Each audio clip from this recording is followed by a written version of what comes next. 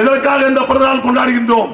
திராவிட முன்னேற்ற கழகம் தொடங்கிய காலம் முதல் கொண்டு இந்த இயக்கத்திற்கு முன்னோடியாக இருந்த தலைவர்கள், இந்த இயக்கத்தை உருவாக்கிய தலைவர்கள், இந்த இயக்கத்தை வழிநடத்தி சென்ற தலைவர்கள், இந்த இயக்கத்தை வழிநடத்த தலைவர்கள் என்று அவருடைய பிறந்த நாளை கொள்கை பரப்புரை கூட்டங்களாக நடத்தி அந்த பிறந்த நாள் வாயிலாக கழகத்தினுடைய சாதனைகள் மட்டுமல்ல, நாங்கள் கொண்ட கொள்கையில் பயணிக்கின்றோம், எங்கள் கொள்கை என்ன, அதை எப்போதும் மக்களிடையே கொண்டு போய் சேர்ப்பதான் இது போன்ற கூட்டங்கள்.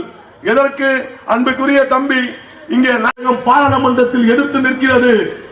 இந்தியாவில் பாசிசத்தை வெறுட செய்யாமல், தமிழ்நாட்டின் உள் பாசிசத்தை வரவிட செய்யாமல் எப்படி திமுக கழகம் பணியாற்றி கொண்டிருக்கிறது என்பதை விளக்கத்தான் இந்த பொதுக்கூட்டம். அப்படி பார்க்கின்ற பொழுது விளையாடுறாரு, அவர் உலக அளவில் இன்றைக்கு உலக சாம்பியனா இருக்காரு. அந்த தம்பிக்கு வயசு 18. ஏன் விளையாட்டுக்கு நாங்க ஆர்வம் தரோம்? எதனால பிள்ளைங்க விளையாடணும்? இன்னைக்கு மொபைல் போன் காலம் வந்துருச்சு.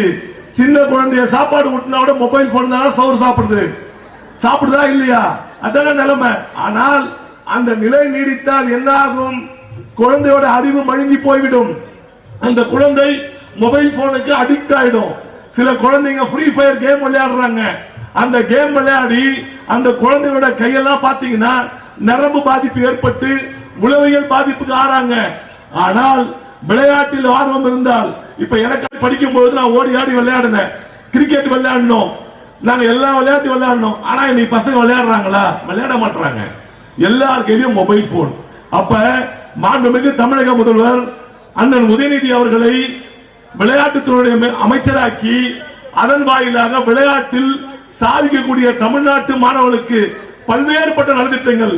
அந்த வகையில் தான் குகேஷ் என்ற இளைஞர், 18 வயது இளைஞர், பள்ளி முடித்து கல்லூரிக்கு செல்லக்கூடிய அந்த இளைஞர் அவருடைய செஸ் பார்த்து சென்ற ஆண்டு செஸ் ஒலிம்பியாட் என்கின்ற ஒரு போட்டி நடத்துகிறார்கள்.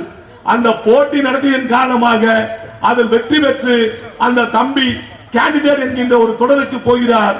கேண்டிடேட் துறையில் அவர் விளையாட வேண்டும் என்று சொன்னால் இந்த செஸ் ஒலிம்பியாட் போட்டி வெற்றி பெற்றதனால் அந்த கேண்டிடேட் போட்டிக்கு சென்றார்.